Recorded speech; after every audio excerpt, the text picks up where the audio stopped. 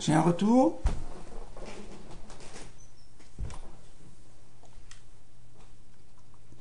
Bonjour à tous pour ce Crescendo Live du 10 mai 2016. J'affiche tout d'abord l'avertissement sur les risques liés au trading. Je vous laisse en prendre connaissance. Comme toujours, mettez des stops. Ne prenez pas trop de levier.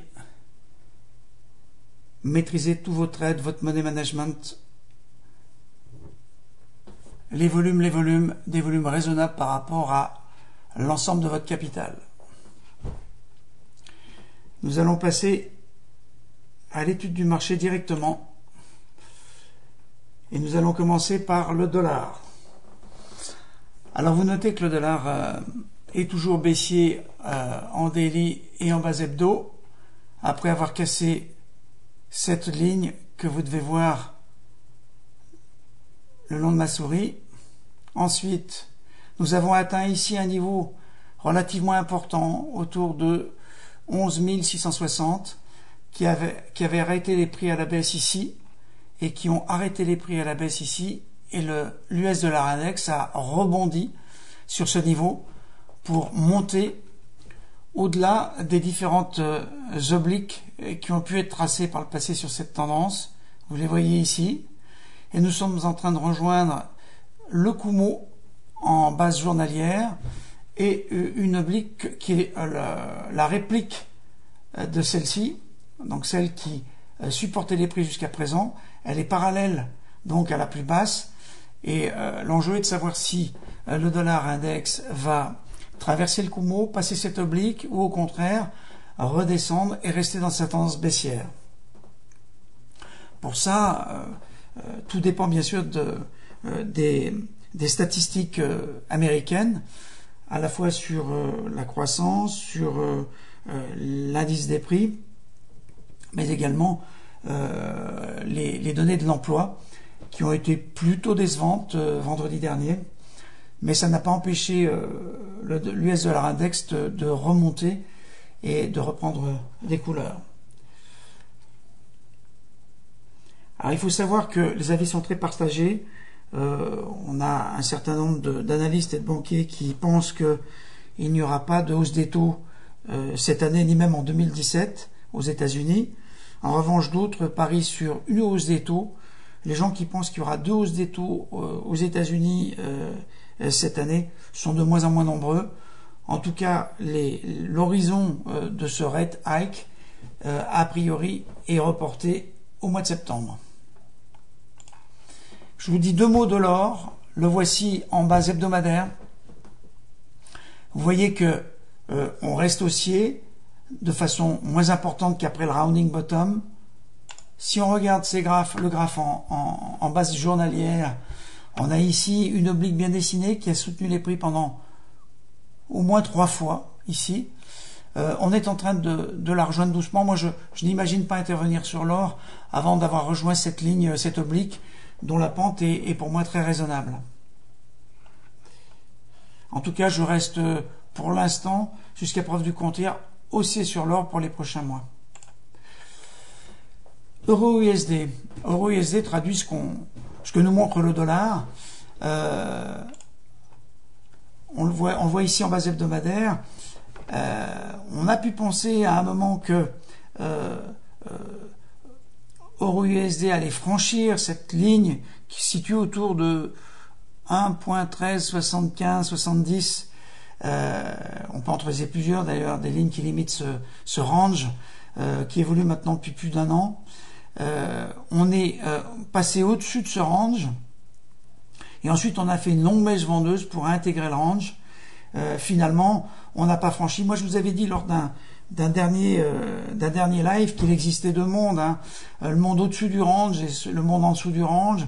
Au-dessus du range, les États-Unis ralentissent franchement, voire entrent en récession. En dessous, les États-Unis repartent en croissance et la théorie de la divergence est toujours valable. Eh bien, on est toujours dans la même incertitude et on ne sait pas encore ce que va faire le dollar et on ne sait pas ce que va faire la paire majeure pour les prochains mois.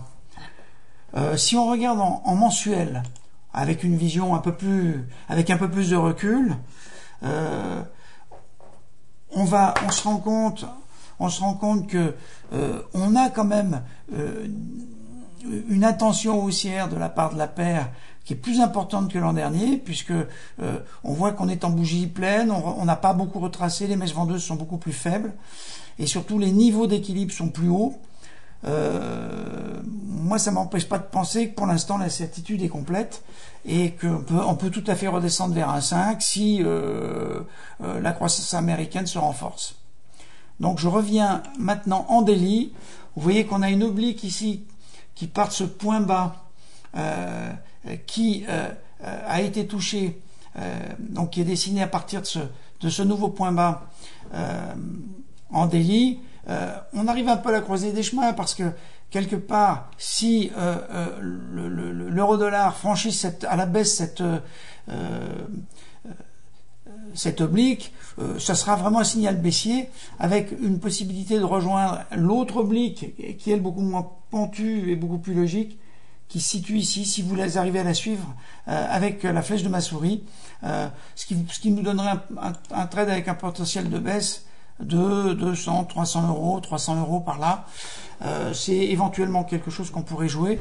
Maintenant, il est possible aussi qu'on rebondisse sur cette oblique plus pentue intermédiaire et qu'on essaye à nouveau de rejoindre la zone de l'incertitude maximum sur le franchissement du range en base hebdomadaire.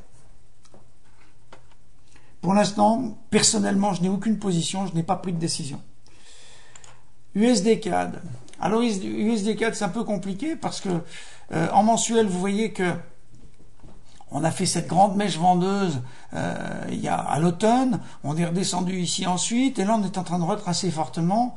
En hebdomadaire, on voit qu'on a franchi une ligne de tendance et qu'on est en train, dans une vraie velléité, de remonter en direction de 1,40 ou on ne peut pas se donner de niveau précis, mais on a cassé cette tendance baissière.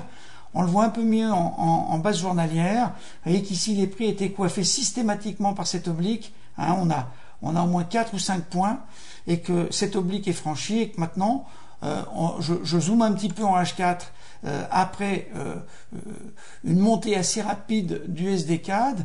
On a maintenant une remontée qui s'est faite. Alors, Payback, qui suit le blog de façon attentive, a suggéré ce matin un biseau, et puis finalement ce biseau, c'est pas matérialisé. Ça a d'ailleurs été un piège. Moi, j'étais en position par ici, je suis sorti, je suis rentré, je suis sorti. Bref, je crois qu'on reste dans l'incertitude sur USD CAD, mais que globalement, USD CAD reste haussier, et que jouer un short sur USD CAD, moi, me paraît un peu dangereux, comme à chaque fois d'ailleurs qu'on sort de la tendance. Aujourd'hui, la tendance est haussière, et à mon avis, elle va le rester.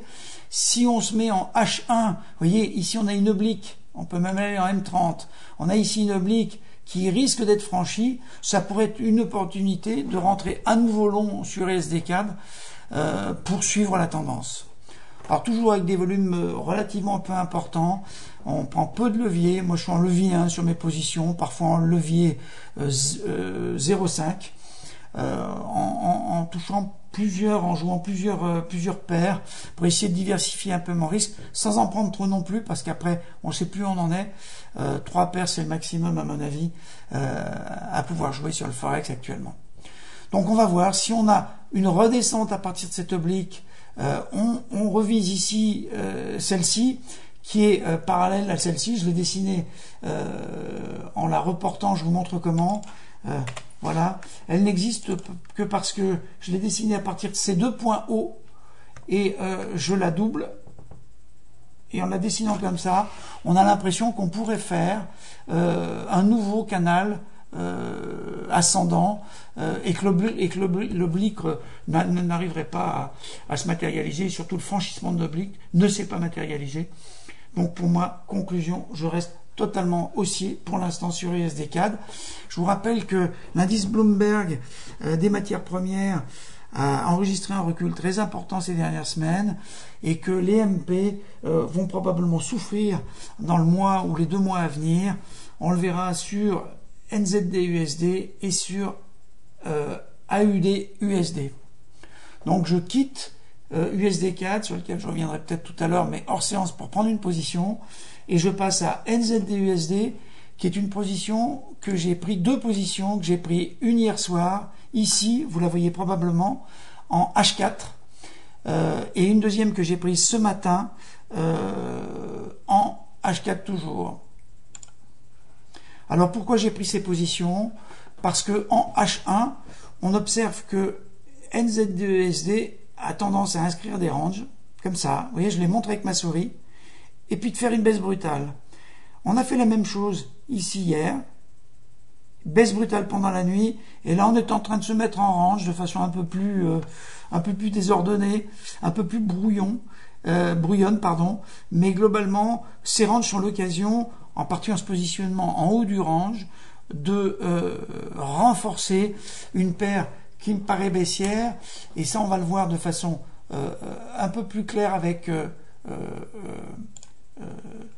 une vision en daily qui montre bien qu'on a jusqu'à présent un canal qui a été très propre, hein, qui était borné ici sur ces deux points bas et qui était borné sur ces deux points hauts par ces deux droites qui sont strictement parallèles, qu'on a nettement franchi. On a effectivement une possibilité de pullback, mais NZD-USD est franchement baissier et renforcé à la baisse ou même dans le pullback me paraît être judicieux, toujours sans dépasser des volumes de trading trop importants qui nous feraient prendre des risques excessifs et perdre de l'argent. Donc je vous recommande, ne dépassez pas 1,5, 2 grands maximum sur une paire comme ça.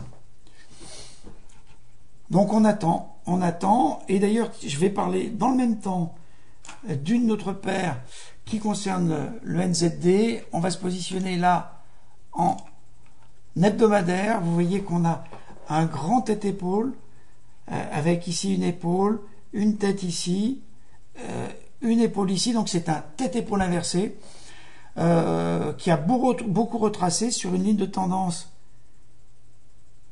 une oblique qui se situe ici. C'est pas une ligne de tendance, c'est une oblique qu'on vient de toucher, pas tout à fait mais presque. On est remonté. Là, on va sûrement s'inscrire en range pour se rapprocher de cette ligne, avec la possibilité d'aller retrouver la ligne de coup de cette épaule, tête-épaule inversée. Ma politique, c'était d'attendre qu'on se retrouve par là, un peu plus bas, d'attendre en particulier qu'on franchisse cette ligne-ci pour rebondir ensuite, pour éventuellement jouer un long sur AUD NZD. C'est pas ma position favorite, pour tout vous dire, parce que entre AUD et NZD, il y a une compétition qui est un peu complexe, qui est une compétition sur la politique des banques centrales respectives des deux pays, Australie et Nouvelle-Zélande. Et pour l'instant, rien n'est clair. Vous savez que ce soir à 11h, on a une intervention de la Banque centrale de Nouvelle-Zélande qui doit donner quelques éléments sur la politique monétaire de la Nouvelle-Zélande. Et je crois qu'il faut, pour cette raison-là, ne pas prendre de risques sur AUD NZD et ne pas prendre de risques non plus en volume sur NZD USD. Donc prudence, on attend ce soir. Ce soir c'est 11h, ça signifie qu'on peut éventuellement intervenir si on a une surprise qui serait défavorable à nos trades. Donc pour moi c'est impératif et c'est assez favorable pour nous, parce que vous savez que souvent les décisions de politique monétaire ou les commentaires de politique monétaire des pays pacifiques se font souvent à 3h du matin, ce qui est beaucoup plus embêtant pour les gens qui aiment dormir. Autre trade que j'ai en cours sur le compte Crescendo Trading, c'est euro-yen. Euro-yen, sur lequel je suis rentré hier, sur la base, alors là, en H4, d'un magnifique double bottom franchi ici. Donc je suis rentré à, on va essayer de regarder à quelle position, 123,41. pourquoi je suis rentré sur l'yen, short sur l'yen? Tout simplement parce que la banque centrale japonaise a bien fait comprendre qu'elle n'hésiterait pas à intervenir directement sur le forex si le yen s'appréciait trop et faisait courir un risque aux entreprises exportatrices japonaises. Alors, on a un gouverneur qui a quelques minutes qui est intervenu et qui a fait un discours en expliquant que, en fait, le niveau d'intervention de la BOJ se situait plutôt autour de 0,95. Donc, il a un peu rectifié le tir. Il est toujours mal vu au plan mondial et au plan politique de voir les banques centrales intervenir non pas pour des motifs de contrôle de l'inflation ou de maîtrise de la croissance et de l'emploi, mais d'intervenir directement sur les monnaies, ça n'est jamais très bien vu, ce qui explique probablement le rectificatif qui a été fait par le gouverneur de la BOJ il y a quelques minutes. Donc voilà les différentes paires qui sont en cours de trade. Alors je vais me tourner, je vais vous demander une petite seconde, je vais me tourner vers Crescendo pour voir s'il y a quelques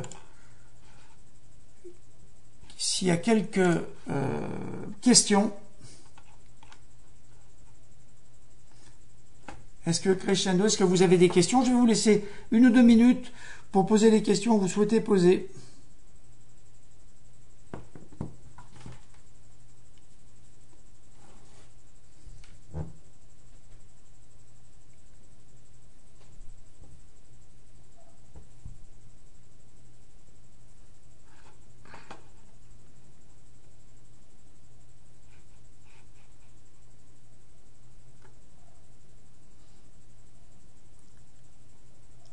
Ouais, j'ai donc en ligne, Crescendo.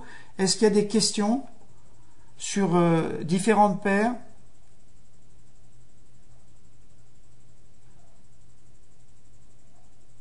Alors, on me parle du... Oui.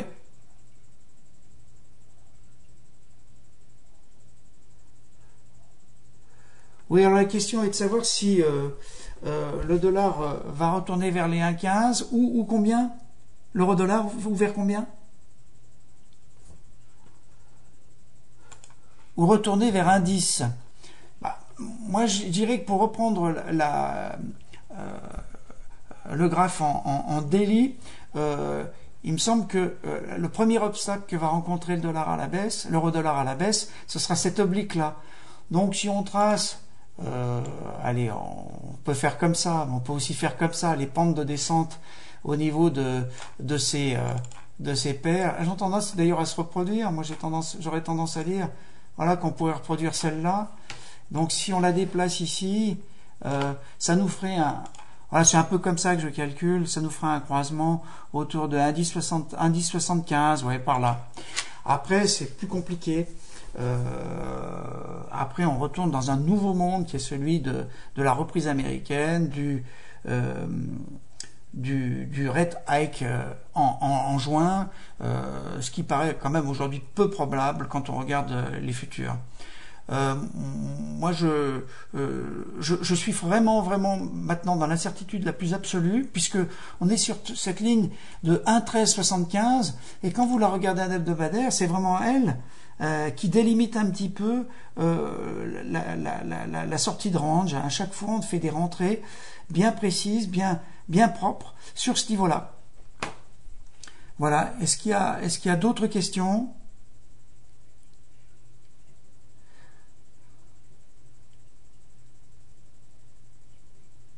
Alors, on me pose la question du réal brésilien, qui est au plus bas depuis 2002. Est-ce que ce serait pas l'occasion de se positionner? Alors, moi, ma première réponse, c'est le réal brésilien, c'est une monnaie très exotique. J'ai tendance vraiment à déconseiller ce type de monnaie aux gens qui suivent l'analyse forex et le live, parce que ce sont des monnaies qui sont susceptibles d'évolutions extrêmement rapides et dangereuses, avec des spreads qui sont très élevés. Très honnêtement, moi je ne touche pas à ça. Après, vous savez, si le réal brésilien a beaucoup baissé, c'est qu'il avait toutes les raisons de baisser, et dire qu'il va falloir être long sur le réal brésilien parce qu'il a beaucoup baissé, vous savez que c'est l'inverse de ma philosophie de trading. S'il a beaucoup baissé, il risque de continuer encore à baisser. D'ailleurs, je ne vois pas pourquoi il monterait alors qu'il fait que baisser. Et arriver à trouver le point de retournement, c'est toujours la même question du trend follower, c'est pourquoi il se retournerait maintenant, et pourquoi pas il y a 2 jours, pourquoi pas dans 5 jours, et on a le temps de perdre tout l'argent qu'on veut en attendant. Donc moi, ma réponse à cette question, c'est franchement non. Est-ce qu'il y a une autre question? Donc, il n'y a plus de nouvelles questions. Juste un mot qui me vient à l'esprit sur l'évolution du pétrole. Bon, j'avais fait un petit graphe en daily. Vous voyez qu'on a ici une oblique qui a été touchée 3 fois, qui à mon avis est assez solide. Et que là, on a inscrit toujours en daily une épaule, une tête, une épaule. On fait un petit pullback ici, mais on a quand même franchi cette ligne-là, qui est une ligne de coup, même si elle est oblique, qui est plutôt baissière pour le pétrole, ce qui est plutôt en faveur d'une baisse du CAD et d'une montée du SD-CAD. On va voir. Tout ça, on est encore dans l'incertitude sur ces deux supports, mais c'est à prendre en compte, à avoir à l'esprit. Eh bien, je vous remercie d'avoir suivi ce live, et je vous dis à bientôt, à jeudi, à 12h15, et à plus tôt sur le file de commentaires Analyse Forex 24/24 où je répondrai à toutes vos autres questions. Bonne journée à tous.